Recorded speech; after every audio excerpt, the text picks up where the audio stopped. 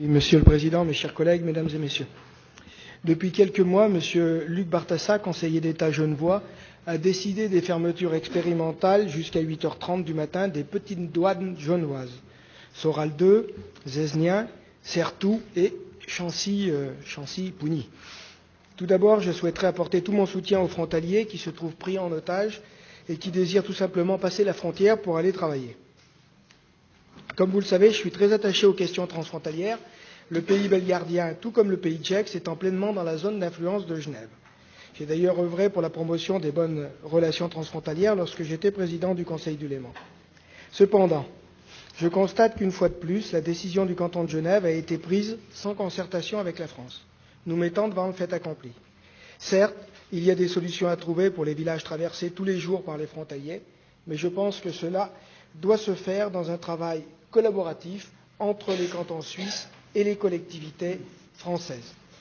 La frontière ne doit pas être un obstacle et ne doit surtout pas être instrumentalisée. Certains partis populistes s'en servent déjà suffisamment afin de mener des campagnes anti-frontaliers et de repli sur soi.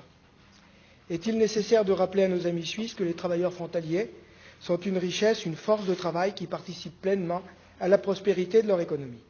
Aussi, quel est le but de congestionner encore plus les autres douanes déjà fortement sollicitées en déportant 10 000 véhicules supplémentaires du fait de ces expériences?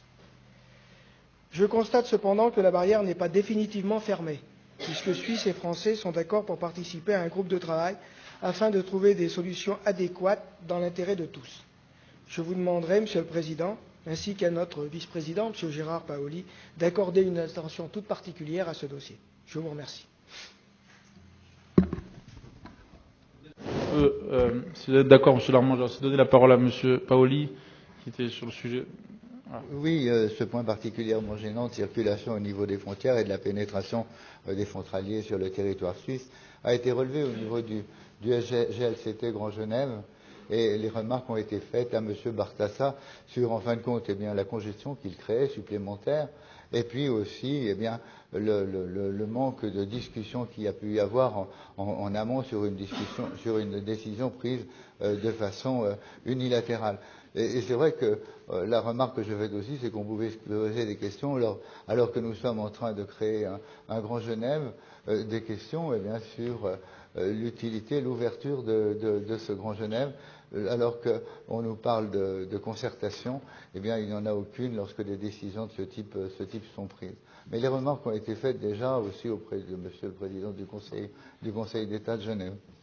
Bon, c'est effectivement, merci d'avoir soulevé ce sujet, qui est un sujet important, qui concerne la Haute-Savoie, mais qui concerne aussi le département de l'Ain, avec la fermeture, comme l'avait dit Guy Larmanjat, de 5 petites douanes notamment, même s'il n'y a pas de petites douanes.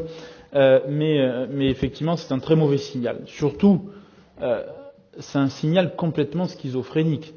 C'est-à-dire que d'un côté, on veut développer le Léman Express, d'un côté, on veut effectivement développer le pôle métropolitain, et de l'autre côté, on prend des mesures à caractère électoraliste qui sont des mesures anti-frontaliers de base.